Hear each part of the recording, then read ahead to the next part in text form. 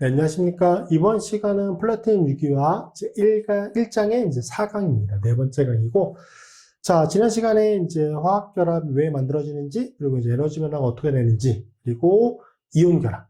이온결합은 이제 옥텟을 만족시키는 이온성 물질이 먼저 만들어지고, 그 다음에 결합을 형성한 거였잖아요. 그래서 지난 시간에 이 두 가지 내용을 설명을 드렸고, 이번 시간부터는 이제 유기화학적으로 제일 중요한 결합, 공유결합, 영어로 코발런트 본드라고 얘기를 합니다. 공유결합에 대한 내용을 좀 설명을 드리도록 하겠습니다. 자, 첫 번째 시간. 요거는 좀 몇 강에 걸쳐서 설명이 될 거예요. 자, 우선 이제 공유결합이 형성되는 과정을 설명하기 위해서 이제 전자들을 조금 구분을 해서 봐야 되는데, 우선 이제 홀전자와 비공유전자쌍이라고 하는 게 있습니다. 자, 홀전자, 비공유전자쌍. 자, 이런 거예요. A라고 하는 원자는 전자 하나를 가지고 있고, B라고 하는 원자는 전자 두 개를 가지고 있어요. 그래서 요거를 우리가 뭐라고 부른다? 얘를 홀전자, unpaired electron. 자, 얘를 뭐라고 부른다? 뒤에 나오겠지만 비공유 전자 쌍. 두 개니까 쌍이잖아요. 자, 원자과 전자 중 쌍을 이루고 있지 않은 전자. 쌍을 이루고 있지 않고 혼자 되어 있잖아요. 자, 쌍을 이루고 있지 않은 전자로서 공유결합에 참여할 수 있는 전자. 자, 중요한 게 뭐냐면 이 홀전자만 뭘 할 수 있어? 공유결합에 참여할 수 있어. 공유결합. 공유란 얘기는 말 그대로 쉐어하는 거야, 쉐어. 내가 가지고 있는 전자와 예를 들어서 C라고 하는 원자가 있고 거기에도 전자가 있어. 그러면 내가 가지고 있는 전자와 C라고 하는 원자가 가지고 있는 전자를 어떻게 하는 거야? 서로 공유하는 거야. 쉐어하는 거야. 자, A라고 하는 원자의 입장에서 보면은 내가 전자 하나 가지고 있잖아. 그쵸? 근데 C라고 하는 원자가 전자를 가지고 있네? 그러면 내가 가지고 있는 거가 C가 가지고 있는 거를 서로 쉐어하면은 내 거는 내 거. 원래 내 거니까. 근데 C라고 하는 원자의 전자도 내 것처럼 쓸 수 있는 거야. 왜? 쉐어했으니까. 공유했으니까. 그쵸? 그러면 얘 입장에서는 C라고 하는 원자에 원래 전자 하나 존재했어도 이거 원래 내 거잖아. 내 거. 근데 쉐어하고 있는 상태니까 A라고 하는 원자가 전자 하나를 가지고 있었어. 근데 서로 공유하고 있으니까 제 것도 내 것처럼 쓸 수 있는 거지. 온전히 내 거라고 볼 수는 없지만 내 것처럼 쓸 수 있는 거야. 얘도 마찬가지거든. 여기 얘 입장에서 이 전자는 온전히 내 건 아니야. 그렇지만 쉐어하고 있으니까 얘 거를 내 것처럼 쓸 수 있는 거지. 그런 개념인 거야. 공유한다는 게. 오케이? 그렇게 돼서 이제 결합을 만들게 되는 거잖아요. 그러면 내가 하나 가지고 있고 저쪽의 원자도 하나 가지고 있어야 돼. 그래야 하나하나씩을 쉐어하는 거예요. 왜? 결합에는 전자가 두 개가 있을 수 있는 거거든. 그러니까 결합이 만들어진다는 얘기는 그 결합에는 전자 두 개가 있는 거예요.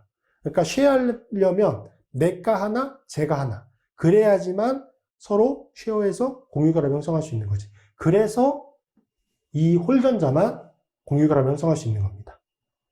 자, 중요한 거이고 홀전자의 수만큼 다른 원자와 공유결합을 형성할 수가 있다.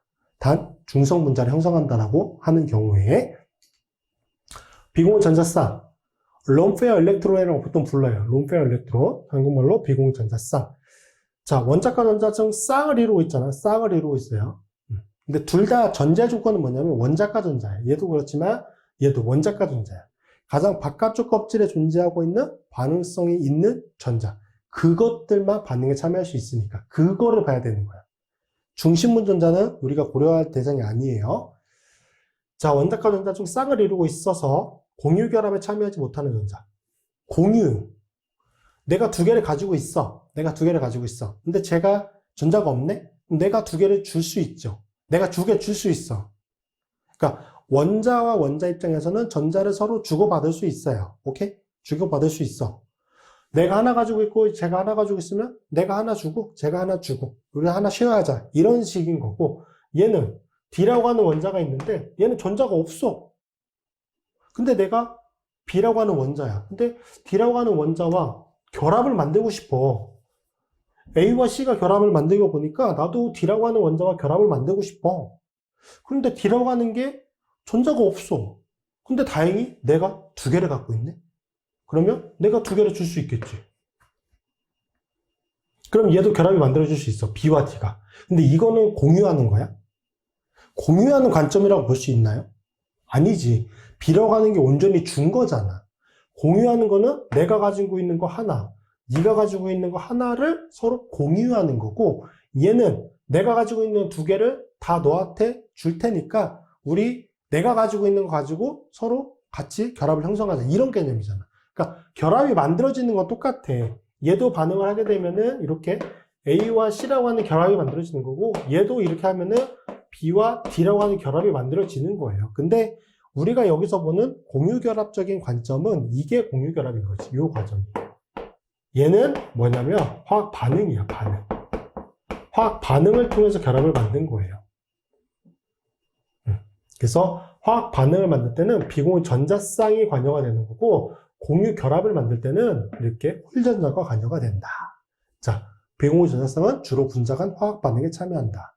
그럼 여기서 여러분이 생각할 때 지금 우리가 공유 결합을 형성하는 관점에서 보니까 홀전자가 더 중요한가 보다 이렇게 생각할 수 있잖아요. 근데 실제적으로는 비공유 전자쌍이 훨씬 중요합니다. 왜? 분자 간 화학 반응에 참여하기 때문에.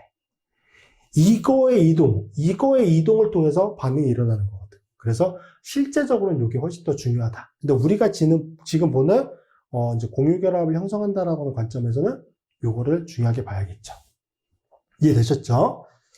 자, 그렇게 해서 이제 원자들을 정리해 보니까 이렇게 된다는 거야. 수소, 탄소, 질소, 산소, 할로젠 이렇게 되어 있죠.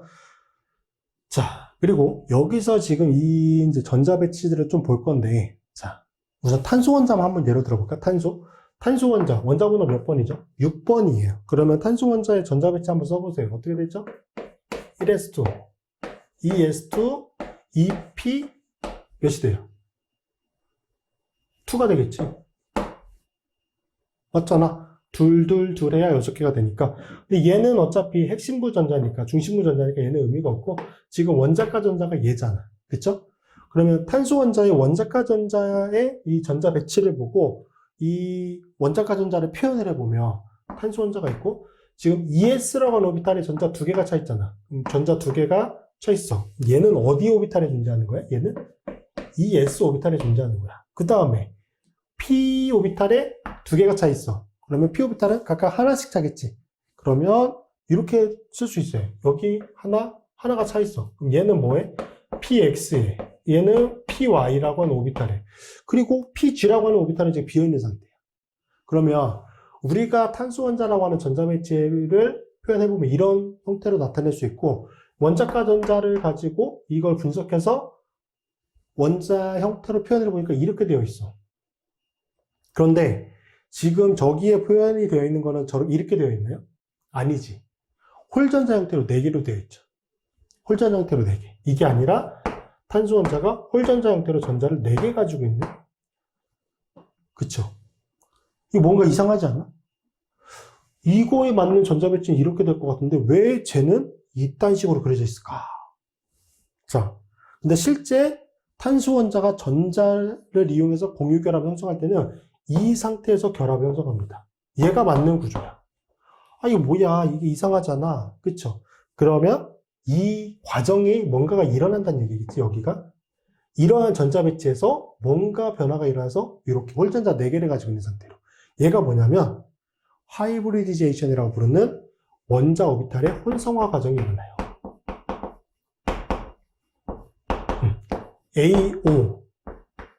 AO가 아토믹 오비탈이에요. 아토믹 오비탈, 원자 오비탈이에요. 다른 게 아니라 원자 오비탈의 혼성화라고 하는 과정을 통해서 이렇게 변화가 일어나요.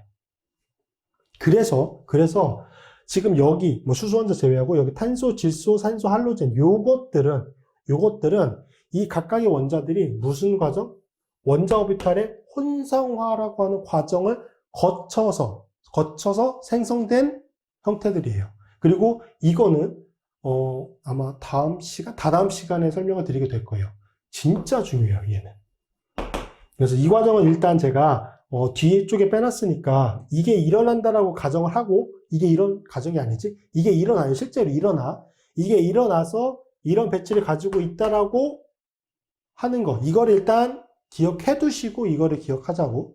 그러니까 여기에 만들어져 있는 이 전자 배치는 원자 오비탈의 혼성화라고 하는 과정을 거쳐서 생성이 된 거다. 오케이? 그건 일단 받아들여 주세요. 자, 수소. 어차피 전자 하나밖에 없으니까 얘는 홀전자 하나인 거고, 비공유전자성 없습니다. 그럼 결합이 몇 개 가능해? 하나 가능하겠지. 탄소는 혼성화라고 하는 과정을 거쳐서 홀전자 4개를 가지고 있는 상태가 돼요. 비공유전자성 없고요. 그럼 결합이 4개 가능하지. 그래서 탄소 원자가 제일 중요한 원자인 거야. 왜? 결합이 4개가 가능하잖아. 결합이 많을수록 안정해요. 결합이 많을수록 안정해. 그러니까 탄소 원자라고 하는 게 가장 많은 결합을 형성할 수 있는 거잖아. 그러니까 탄소 원자가 주 원자가 되면은 가장 많은 결합들을 형성하고 있는 형태를 만들 수 있겠죠. 그래서 탄소가 제일 중요한 거다. 이렇게 이제 결합을 형성할 수 있는 거고요. 질소는 홀전자 3개, 비공유전자쌍 하나. 그래서 걔는 결합 3개 형성할 수 있고, 산소는 2개 형성할 수 있습니다. 자, 여기 이렇게 지금 혼성화 과정을 통해서 만들어진 이 전자 배치를 보고 이것들 해석하는 거는 전혀 어렵지 않으실 거예요. 맞죠? 할로젠은 총 7개의 원자가 전자가. 그래서 전자쌍으로 3개, 홀전자로 하나. 그래서 얘도 결합이 하나밖에 안 들어간다. 자, 그렇게 해석을 해주시면 되고, 여기서 추가적으로 볼 게 뭐냐면, 요거거든. 수소 원자와 할로젠 원자는 가능한 공유 결합의 수가 몇 개씩이에요? 1개씩이야. 중성 상태에서. 그 말은 무슨 말이냐면은, 무슨 말? 얘는 절대로 중심부. 다 원자가 존재하는 경우, 여러 개의 원자가 존재하는 경우에는 절대로 중심부에 존재할 수 있는 원자들이 아닙니다. 말단에만 존재할 수 있습니다. 왜? 결합이 하나씩만 가능하기 때문에. 그 점까지 기억해 두시면 됩니다. 요거는 뒤쪽에, 아마 한 강을 다 이것만 설명드릴 거거든요. 그래서 그때 이제 다시 설명을 드릴 거예요. 일단, 혼성화 과정이라고 하는 게 일어난다. 그리고 여기서 표현해 놓은 이 수소는 어차피 혼성화가 안 일어나고, 수소는 그래서 제외해요. 탄소, 질소, 산소, 할로젠은 그 혼성화라고 하는 과정이 일어나서 저러한 전자 배치를 가지게 된다. 오케이? 자, 공유결합의 형성. 전자를 내놓거나 받아들여 옥텟 규칙을 만족하기 어려운, 그러니까 전자를 내놓거나 받아들여 옥텟 규칙을 만족하는 이온형 원자를 형성하기 어려운 비금속 원자들 사이에서 가장 일반적인 결합 방식이다. 자, 옥텟 규칙을 만족할 때는 주로 이온형 경우에 1, 2족 원자가 이제 전자를 잃어버리고 17족 원자가 이제 전자를 받아서 보통 이제 옥텟을 만족하는 이온 형태를 먼저 만들었잖아요. 근데 그러기 어려운 비금속 원자들 사이에서 가장 일반적인 결합 방법이에요. 어쨌든 목적은 뭐야? 옥텟을 만족하는 8개를 내 주변에 놓는 거거든, 전자를. 근데 내가 잃어버리거나 내가 받아서 만족하기가 어려워. 그래서 한 게 뭐야? 다른 애랑 쉐어를 하겠다는 거야. 공유를 하겠다는 거야. 그래서 내가 가지고 있는 거는 내가 다 쓰고 다른 원자가 가지고 있었던 전자들까지 내 것처럼 쓰겠다는 거야. 얼마나 똑똑해. 그쵸? 내 것처럼 쓰겠다는 거야. 그렇게 해서 만들어진 게 바로 공유결합인 거야. 근데 이게 뭐야? 유기화합물의 골격을 이루는 가장 핵심 결합인 거죠. 자, 중요한 결합입니다. 자, 결합 시 각각의 원자가 홀전자를 내놓아 전자쌍을 만들게 되고 이를 각 원자들이 서로 공유함으로써 결합을 형성하게 된다. 자, 개념을 이렇게 잡아주시면 됩니다. 뒤쪽에 이거 관련된 문제 풀어보고 그 다음 내용 설명드리도록 하겠습니다. 자, 3번 문제 보도록 하겠습니다. 각 원자는 중성 상태에서 몇 개의 공유결합을 형성할 수 있는가? 라고 물어보고 있네요. 자, 앞쪽에서 말씀드렸던 것처럼 이제 공유결합을 형성할 수 있는 거의 개수는 뭐와 동일하냐면 그 원자의 원자가 전자 배치 상태에서 이제 홀전자의 개수와 동일한 거죠. 홀전자가 다른 원자의 홀전자와 이제 서로 쉐어를 하면서 공유결합을 형성하기 때문에 그 원자에 존재하는 홀전자의 개수만큼 공유결합을 형성할 수 있다. 이렇게 말씀드렸죠. 자, 그러면 이 각 원자들의 이제 중성 상태에서 원자가 전자의 배치만 정확히 나타내 주시면 홀전자의 개수를 확인할 수가 있겠죠. 자, 2번 산소 원자 같은 경우는 이렇게 나타낼 수가 있죠. 산소 원자는 홀전자가 2개가 존재하고요.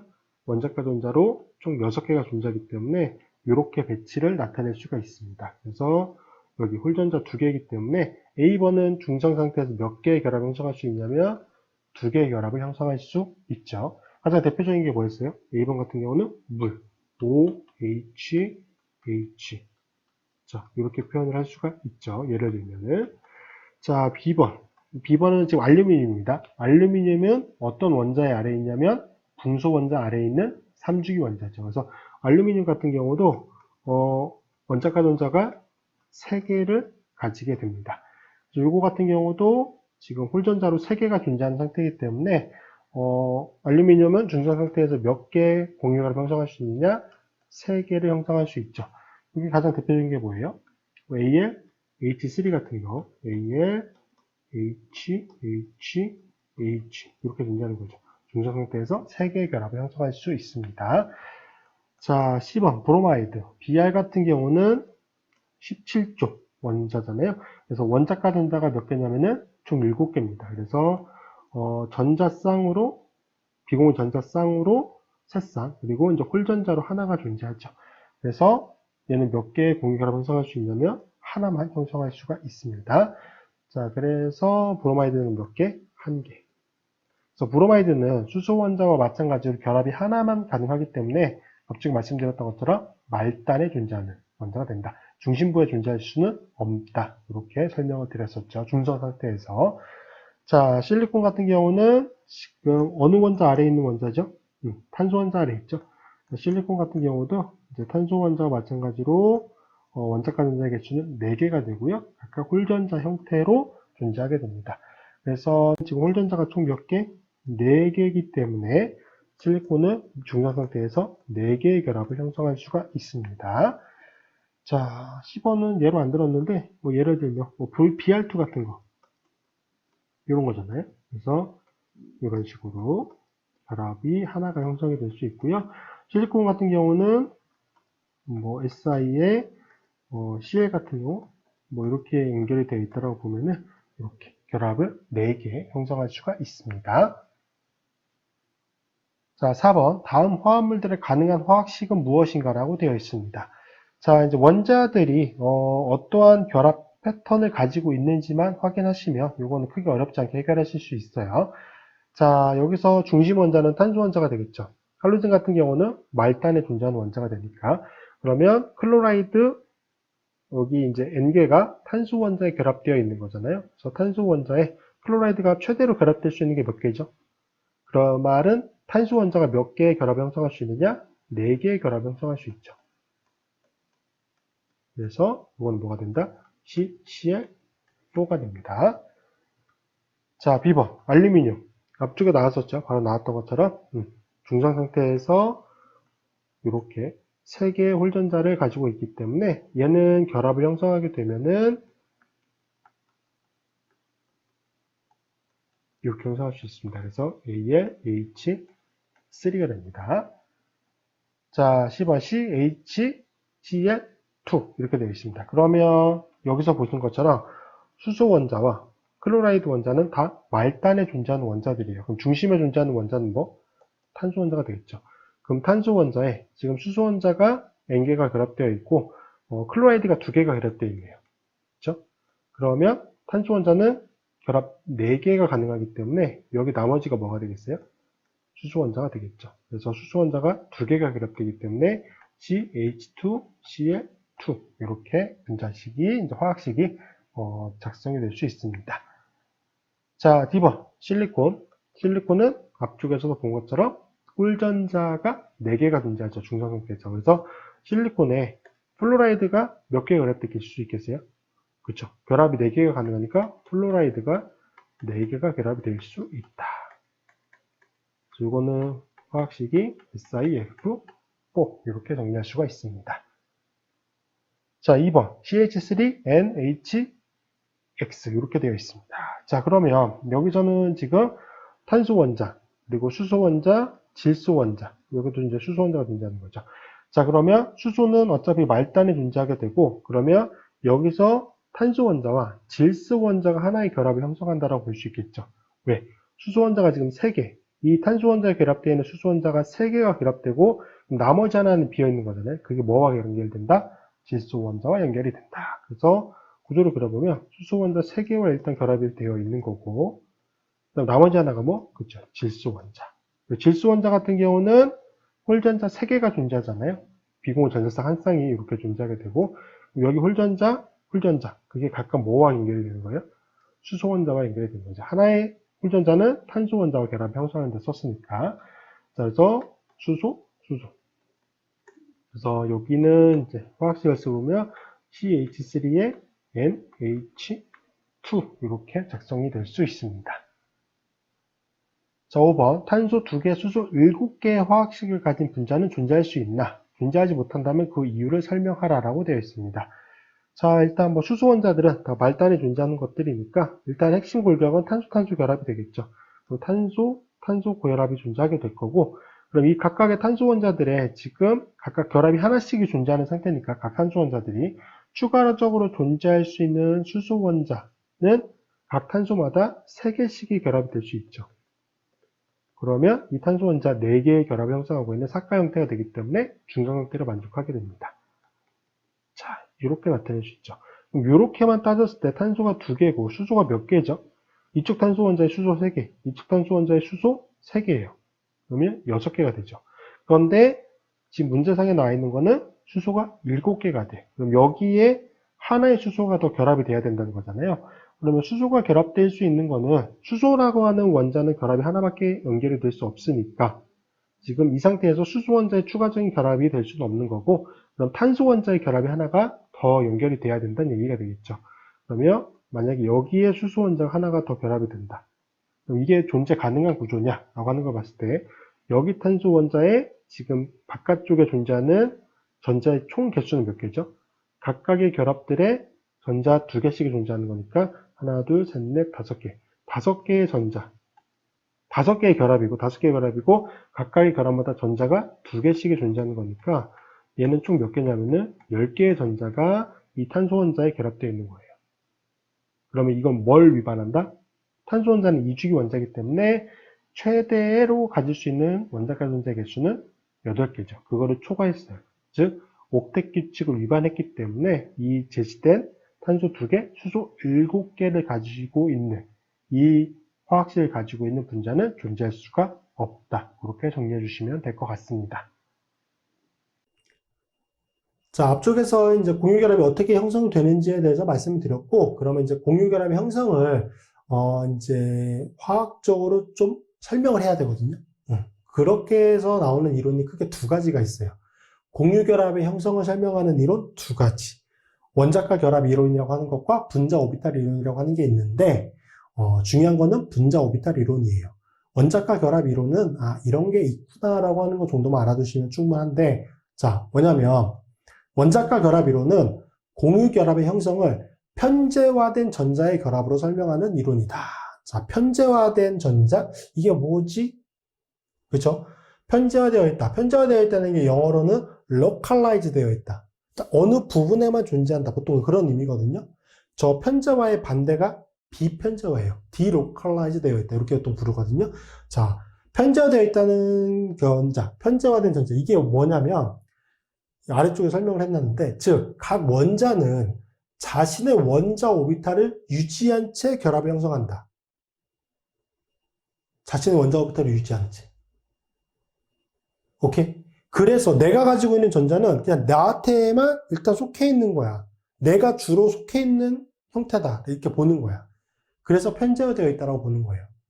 그러니까 각 원자는 자신의 원자 오비탈을 유지한 채 여기에 존재하는 거니까 내 원자 오비탈에 내 전자가 존재하는 거야. 그러니까 편제화되어 있다고 보는 거야. 이해되셨죠? 그렇게 이제 결합을 형성한다라고 보는 거고, 그래서 오비탈 겹침 시에 각 오비탈의 위상을 고려하지 않는다. 여기서 좀 필요한 개념 중에 하나가 뭐냐면 전자의 파동과 관련된 내용이거든요. 파동. 그게 실제적으로 중요한 거는 여기 부분이고, 여기는 그 파동을 이용해서, 파동이라고 하는 거 이렇게 되잖아. 그래서 뭐가 있죠? 위상이라고 하는 게 있거든. 위상이라고 하는 게 그 위상을 고려하지 않는 거야. 위상을 고려하지 않아요.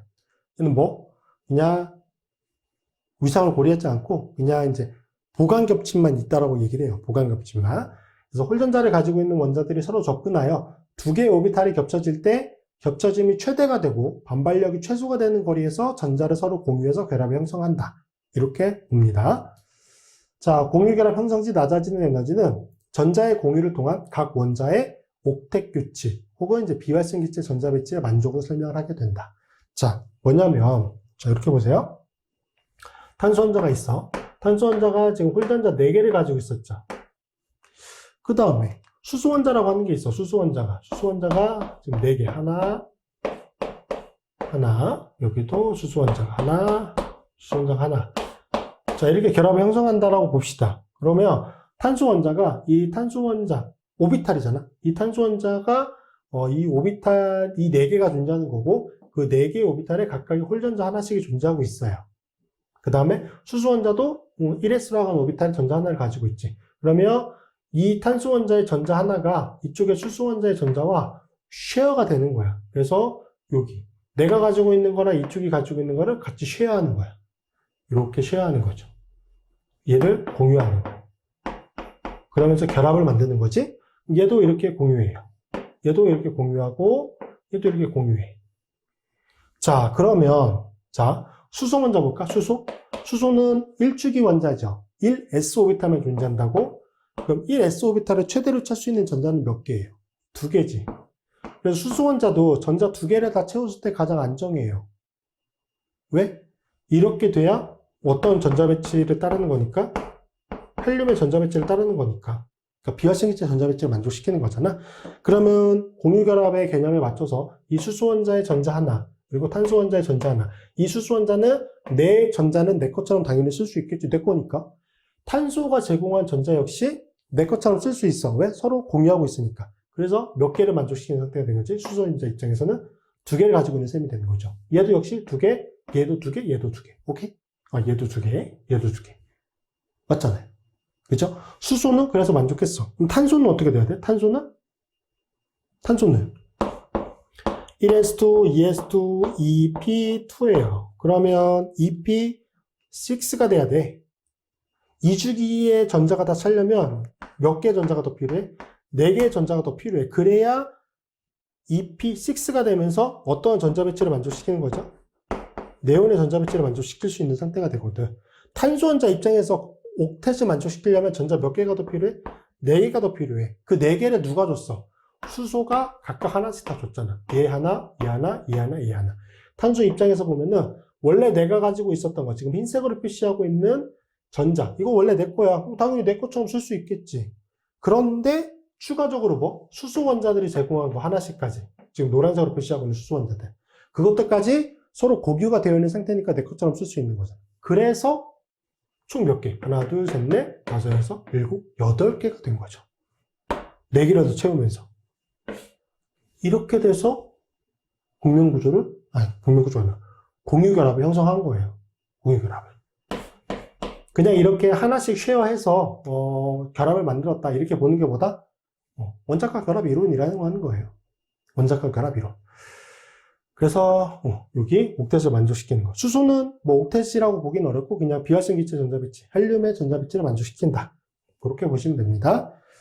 자, 장점. 분자의 결합, 구조 예측 및 시각화가 쉬워요. 그냥 시각적으로 보기 되게 편안하죠?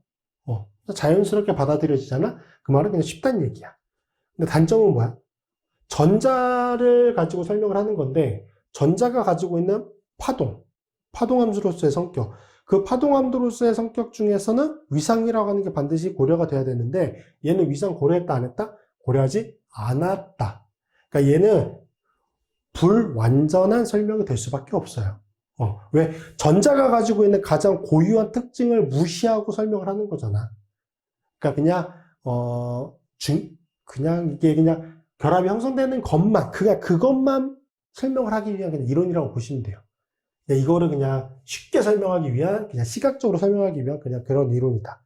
그러니까 깊이 있는 내용의 설명은 어려운 거예요. 오케이? 자, 이런 게 있다 정도만 알아두시면 되고, 자, 그럼 우리가 이제 중점적으로 봐야 되는 건 뭐다? 다음 설명드릴 분자 오비탈 이론이다. 얘는 정말 중요하다. 왜? 앞으로도 주구장창 나올 내용 중에 하나이기 때문에 진짜 중요합니다. 별표 꼭 쳐주셔야 되고, 자, 얘는 뭐냐면 공유결합 형성을 비편제화된 전자의 결합으로 설명하는 거야. 비편제화된. 그러니까 앞쪽에 원자과 결합 이론은 편제화되어 있었잖아. 그 원자 오비탈에만 전자가 존재하는, 그걸 유지한 채로 그냥 결합 형성한다라고 얘기를 했잖아요. 근데 얘는 그걸 유지하지 않는다는 거지. 그래야 비편제화가 되겠지. 그쵸? 그 원자에 존재하는 전자, 그 원자의 원자 오비탈이 있을 거잖아. 그 원자 오비탈에만 존재하지 않는다는 거야. 그래야 비편제화가 되겠지. 그쵸? 공유결합 형성을 비편제화된 전자의 결합으로 설명하는 이론입니다.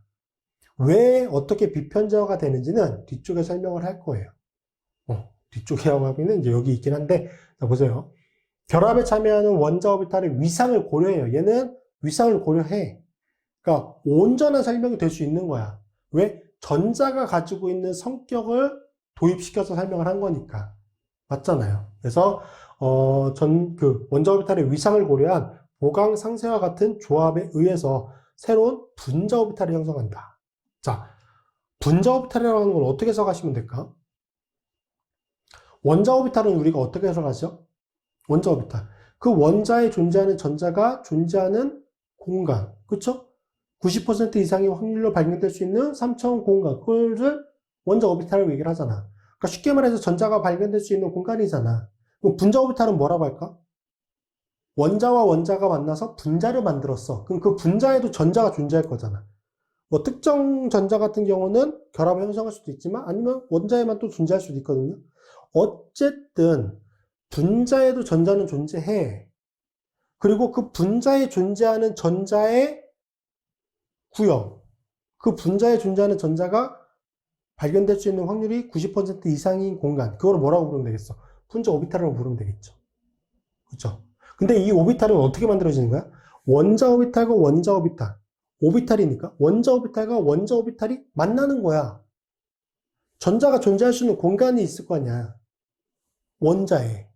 그죠? 그럼 그 원자와 이 원자가 만나는 거니까 그 공간이 만나면 이게 뭐가 되는 거야? 분자 오비탈이 될 수 있겠지. 근데 그 과정에서 뭐를 고려해야 된다? 그 전자가 가지고 있는 전자의 특징, 파동으로서의 특징. 그래서 위상을 고려해야 된다는 거지. 그래서 원자 오비탈의 위상을 고려한 보강 상세와 같은 조합에 의해서 뭘 만들어? 분자 오비탈을 형성을 한다.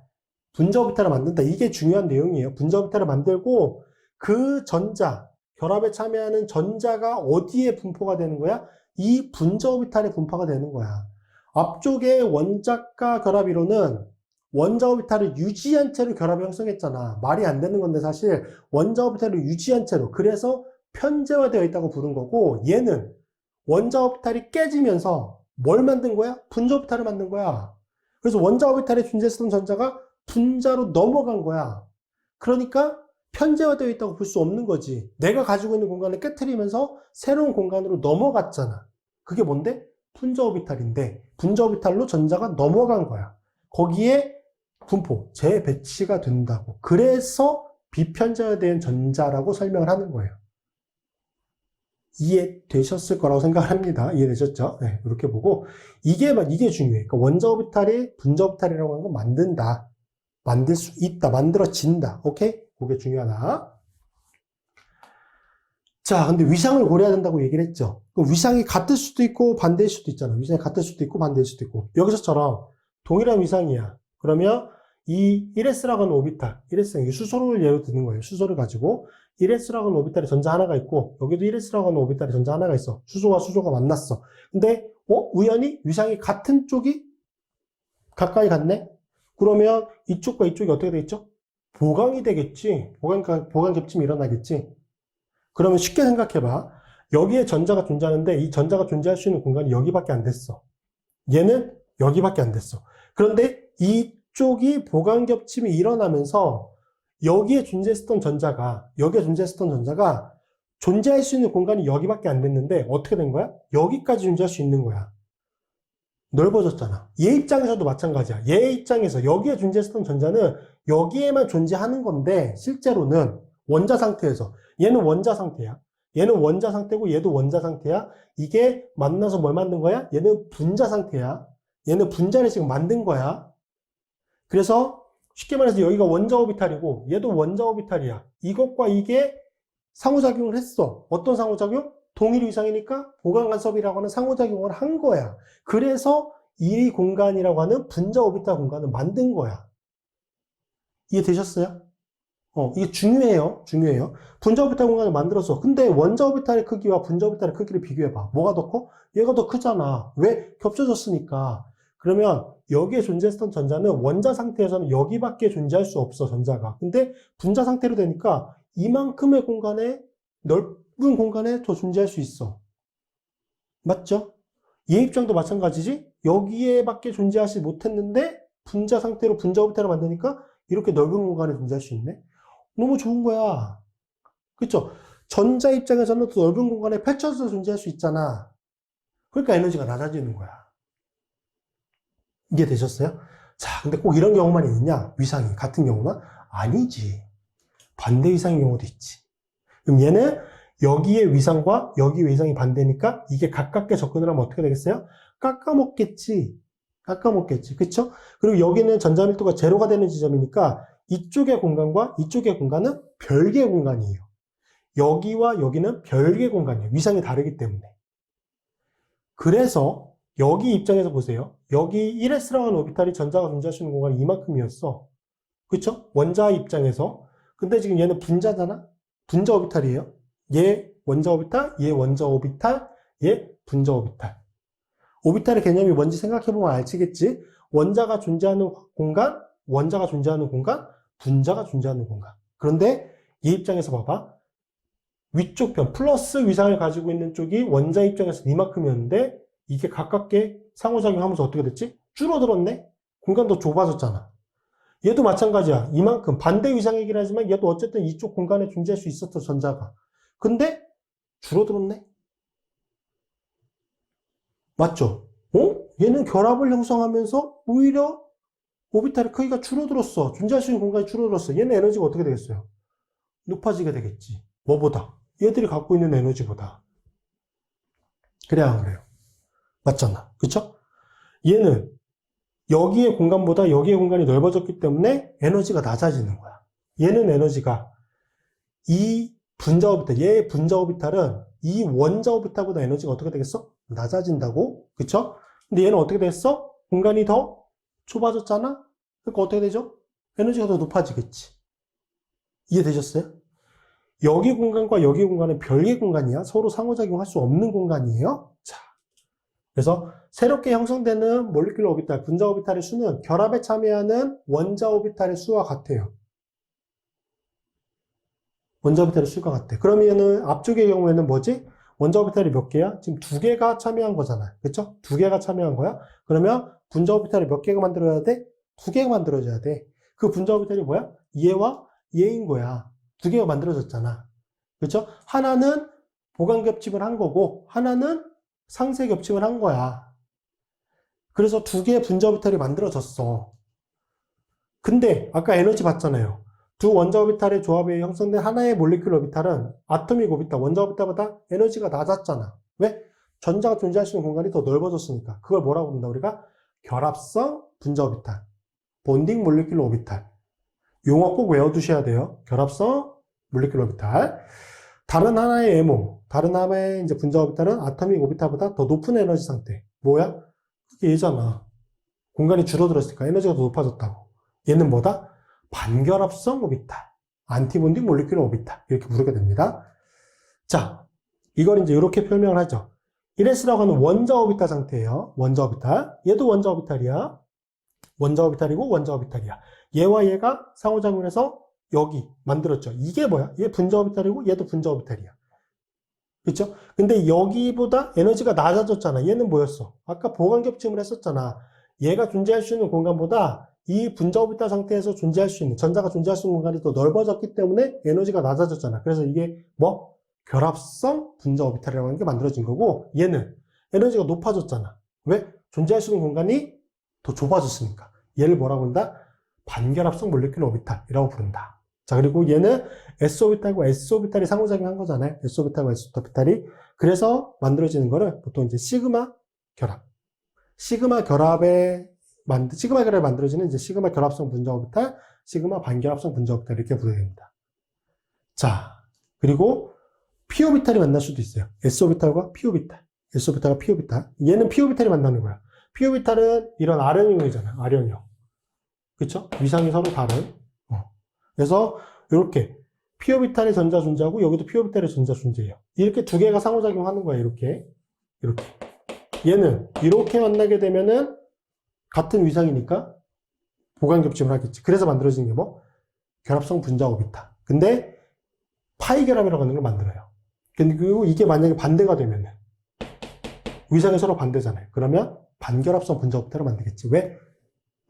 얘는 아까 여기가 색깔이 칠해졌던 거는 보강 겹침을 하는 거고 얘는 상세 겹침을 하는 거니까. 그쵸? 그러니까 오비탈의 종류에 따라서 S오비탈과 S오비탈이 상호작용을 하게 되면은 시그마 결합을 만들면서 시그마 결합성 오비탈, 시그마 반결합성 오비탈이라고 하는 걸 만들게 되고 P오비탈이 상호작용을 하게 되면은 파이 결합이라고 하는 걸 만들면서 파이 결합성 오비탈, 파이 반결합성 오비탈 이렇게 형성을 한다. 자, 기억해 두시고요. 얘는 위상이 고려가 되는 거잖아요. 그쵸? 보강 겹침, 상세 겹침.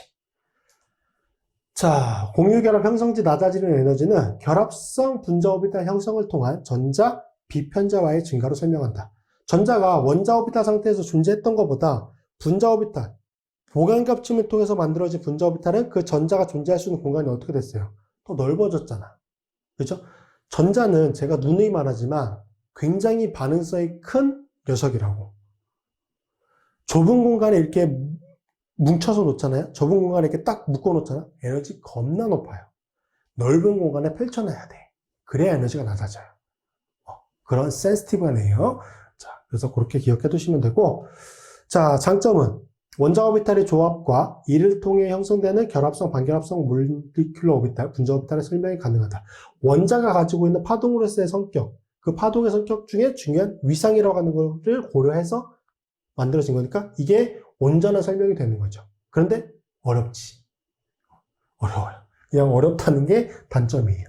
근데 이렇게 설명을 해야 되고 이 이론은 뒤쪽에서도 여러 번 나오게 됩니다. 꼭 기억해 두셔야 돼요. 자, 제가 앞쪽에 이제 시그마 결합과 파이 결합이라고 하는 거를 설명을 드렸죠. 앞쪽에 S오비탈과 S오비탈이 상호작용해서 결합이라고 하는 걸 만들게 되면은, 그러니까 죄송해요. S오비탈과 S오비탈이 상호작용하게 되면은 시그마 결합성 오비탈을 만들게 되지. 시그마 결합성 오비탈. 그게 다른 말로 그냥 시그마 결합이에요. 우리가 부르는. 그러니까 결합성 오비탈이 결합이 되는 거야. 결합성 오비탈이.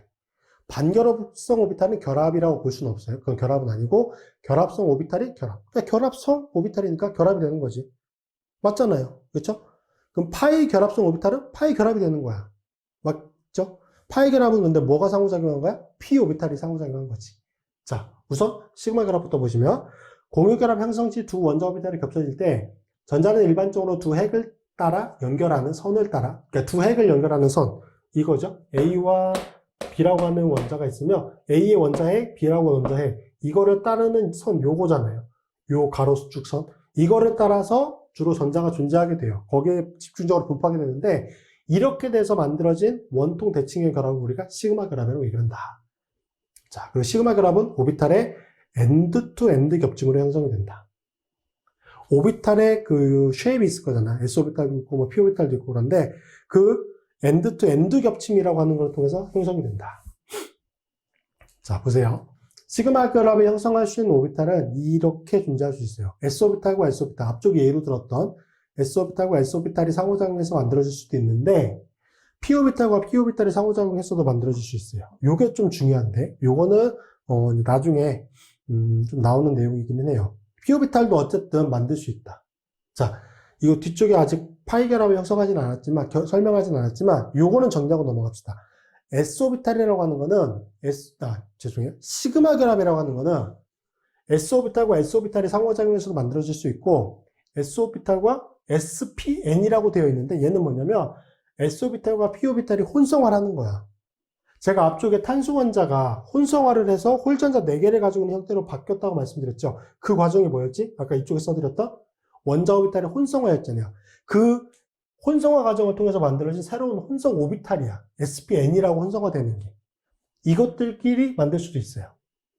그리고 이것들끼리도 만들 수 있고, 그 다음에 P오비탈도 시그마 결합을 만들 수 있어. 그래서 시그마 결합을 만들 수 있는 거는 이렇게 4가지 가능성이 있어요. 그런데 파이 결합은 P오비탈만 만들 수 있어요. P오비탈만. 파이 결합은. 오케이? 그 정리하고 넘어가자고. 시그마 결합은 S오비탈과 S오비탈, S오비탈과 SPN으로 혼성화되어 있는 혼성 오비탈, 그리고 혼성 오비탈끼리 만들 수 있고 P오비탈도 만들 수 있다. 근데 앞쪽에 설명드렸던 것처럼 얘는 어떤 오비탈의 엔드 투 엔드 겹침, 엔드 끝부분끼리 상호작용하는 거라고. 끝부분끼리. 여기는 뭐 끝이라고 하기가 좀 그렇지만 여기는 요 S오비탈의 끝부분과 sp(n으로) 혼성화되어 있는 오비탈의 끝부분. 여기도 끝부분과 끝부분. p 오비탈도 끝부분과 끝부분이 상호작용해서 결합을 형성할 때 시그마 결합이 만들어지게 됩니다. 오케이? 이거 꼭 기억해 두셔야 되고. 자, 이제 결합이 형성되는 것까지 포함을 해서 보면은 s오비탈과 s오비탈이 상호작용을 했어요. 보강 겹침을 하게 되겠지? 그러면 시그마 결합이라고 하는 이제 결합 오비탈이 형성하게 되는 거고, 상쇄가 되면 서로 다른 위상이 만나게 되면은 이렇게 안티본딩 오비탈이 만들어지는 거죠. 이게 뭐야? 이게 시그마 결합이거든. s오비탈과 s오비탈이 보강 겹침을 통해서 만들어진 결합성 오비탈. 이게 결합이야, 시그마 결합. p오비탈과 p오비탈이 상호작용했어. 근데 엔드 투 엔드 겹침을 한 거야. 엔드 투 엔드 겹침. p오비탈은 어떤 부분이 만나는지가 되게 중요해요. 그러면 보강 겹침을 통해서 만들었어. 이게 뭐야? p오비탈과 p오비탈이 상호작용해서 만든 시그마 결합이 되는 거야. 시그마 결합성 오비탈이니까. 오케이? 그리고 전자는 다 어디로 들어가요? 결합성 오비탈에 들어가지. 결합성 오비탈에 들어가요. 반결합성 오비탈, 안티본딩 오비탈에는 전자가 차있지 않습니다. 자, 파이 결합은 p 오비탈만 만들 수 있어. p 오비탈만. 얘는 p 오비탈만. p 오비탈이 공유 결합 형성 시 겹쳐져서 시그마 결합의 수직으로 생성되는 결합이에요. 자, 시그마 결합이 예를 들어서 이렇게 만들어졌어. 이쪽의 원자와 이쪽의 원자가 상호작용해서 시그마 결합을 만들었어. 그럼 p 오비탈을 어떻게 만든다? 이렇게 수직으로 서서 만든다. 자, p 오비탈의 공유 결합 형성 시 겹쳐져서 시그마 결합의 수직으로 생성되는 결합을 파이 결합이라고 부른다. 자, 파이 결합의 시그마 결합에 비해서 상대적인 에너지가 더 높습니다. 왜? s오비탈보다 p오비탈이 보통 크기가 크기 때문에 그 크기가 큰 p오비탈이 상호작용해서 결합을 만들며 시그마 결합에 비해서 전자가 원자 핵으로부터 더 멀리 떨어져서 존재할 가능성이 큽니다. 파이 결합에는. 그러니까 당연히 에너지는 높겠죠. 자, 파이 결합은 p 오비탈이 상호작용해서 만드는 건데 사이드 투 사이드 겹침이에요. 어떻게? 이렇게. 자, 말씀드렸죠. p 오비탈은 어떤 방향으로 상호작용하는지가 중요하다. 자, 이게 p 오비탈이야. 이거 두 개 다 p 오비탈이야. 이게 수직으로 서 있어요. 자, 앞쪽에 시그마 결합을 어떻게 만들었지? 이쪽의 끝부분과 이쪽의 끝부분이 이렇게 만났어. p 오비탈이 옆으로 누워서 이렇게 만났어. 맞잖아요. 근데 파이 결합은 어떻게? 이렇게 그대로 가서 만든다. 그대로. 사이드와 사이드가 만든다. 그래서 사이드 투 사이드 겹침이 되는 거고, 그래서 이제 같은 위장을 가지고 만나게 되면은 여기 부분과 여기 부분이 보강이 되겠죠. 그래서 만들어진 게 결합성 오비탈. 근데 좀 더 정확히는 파이 결합의 결합성 오비탈. 그래서 이게 파이 결합이 되는 거고요. 안티본딩 오비탈은 이제 이런 식으로 존재한다. 에너지는 이렇게 되죠. 기본적으로 s오비탈이나 sp(n으로) 혼성화되어 있는 혼성 오비탈이 p오비탈보다 에너지가 낮습니다. 그래서 이것과 지금 여기는 다 원자 오비탈이에요. p오비탈의 원자 오비탈, 여기는 s오비탈의 원자 오비탈, sp(n, 이거거든요. sp(n으로) 혼성화되어 있는 이제 혼성 오비탈. 자, 원자 오비탈과 원자 오비탈이 만나서 여기 존재하는 것들은 이거 다 분자 오비탈. 오케이? 그러면 s오비탈과 sp(n으로) 혼성화되어 있는 오비탈이 만나게 되면은 시그마 결합을 만들죠. 그래서 시그마 결합성 오비탈. 그러면 여기서 낮아지는 에너지만큼 그대로 반대로 높아지게 되면은 생성되는 거 시그마 안티본딩, 반결합성 오비탈. 그래서 보통 스타라고 표시를 해요. 스타라고 표시를 하면 얘는 안티본딩 오비탈이에요. 반결합성 오비탈이에요. 자, p 오비탈이 상호작용했어요. 그래서 만들어진 거는 파이 결합.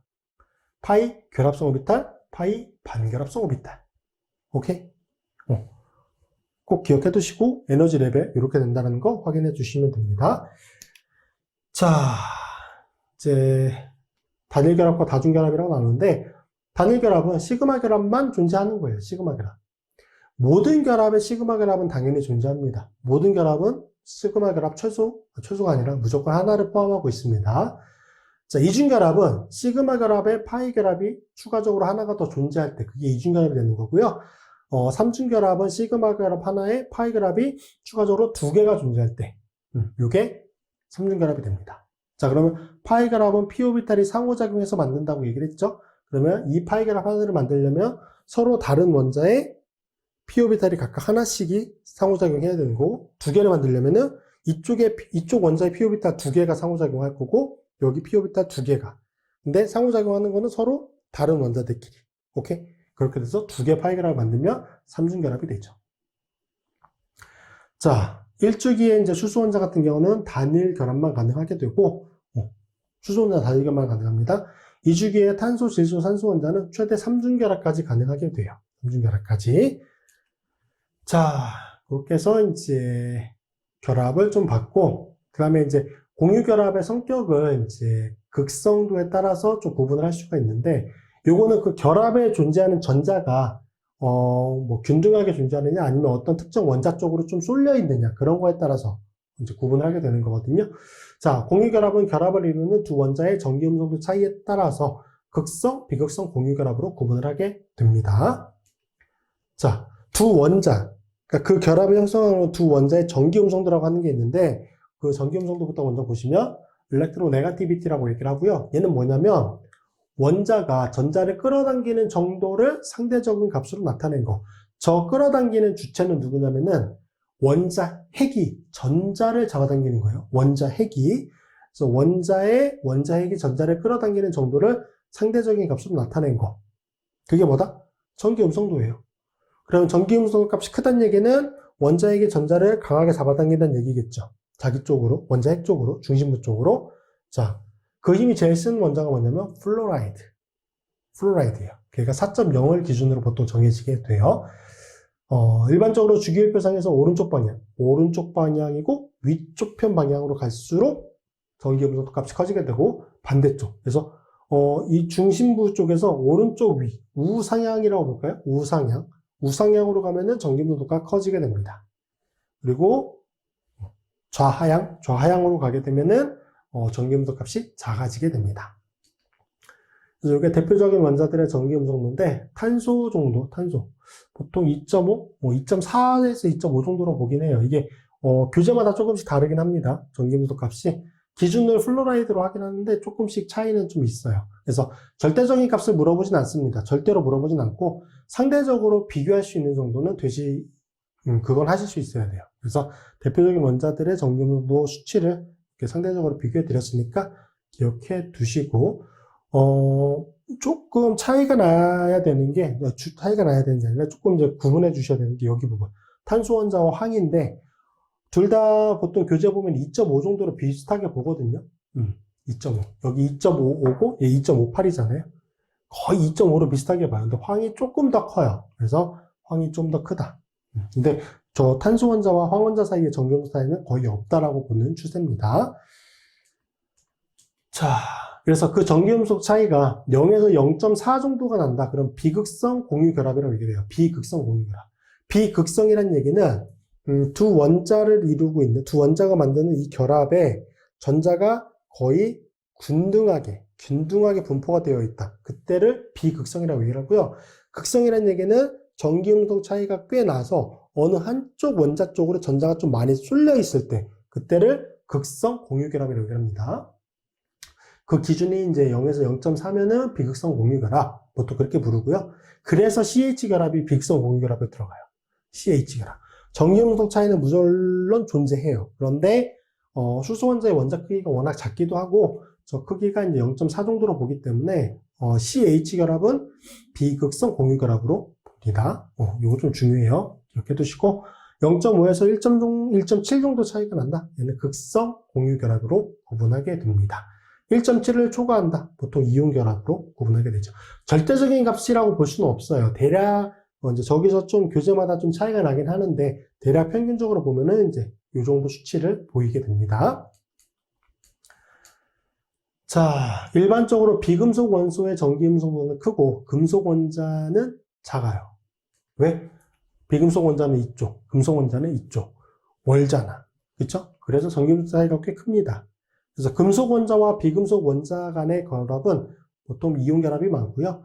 비금속 원자들 사이의 결합은 그래서 공유 결합이 좀 많은 추세다라고 기억을 해두시면 됩니다. 자, 그렇게 해서 이제 이제 설명드릴 내용은 좀 말씀 다 드렸고 뒤쪽에 요거 관련된 문제 풀어보고 이번 시간 강의는 마무리하도록 하겠습니다. 자, 6번 문제 보도록 하겠습니다. 각 화합물에 존재하는 모든 결합을 이온 결합 혹은 이제 공유 결합으로 구분하라라고 되어 있습니다. 자, 1번 같은 경우는 F2잖아요. 그러면 결합을 형성하고 있는 두 원자가 서로 동일한 원자. 전기음성도 차이가 없기 때문에 이거는 뭐가 되겠어요? 그렇죠. 공유결합이 됩니다.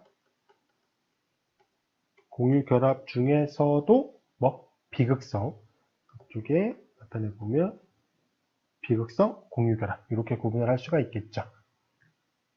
자, B번 리튬 브로마이드. 리튬 브로마이드 같은 경우 이제 리튬은 1쪽 원소고 브로마이드는 17쪽 원소잖아요. 앞쪽에서도 말씀드렸던 것처럼 보통 1쪽과 17쪽 같은 경우는 전기음속 차이가 1.7을 넘어가는 경우가 많죠. 여기서도 보시면 리튬은 0.98, 브로마이드는 2.96. 이제 정확한 값까지는 뭐 아니더라도 1.7은 초과하는 걸 확인할 수가 있죠. 거의 2에 가까우니까. 자, 그래서 요거는 리튬이 어떤 형태로? 리튬이 플러스 형태로, 그다음에 브로마이드가 마이너스 형태로. 즉, 리튬은 전자 하나를 브로마이드 쪽으로 제공해주면서 플러스가 되는 거고, 그 브로마이드는 리튬으로부터 전자 하나를 받으면서 마이너스 형태가 되는 거죠. 그러면서 각각의 이제 이온 형태를 만족시키면서 뭘 만족시키는 거예요? 그렇죠.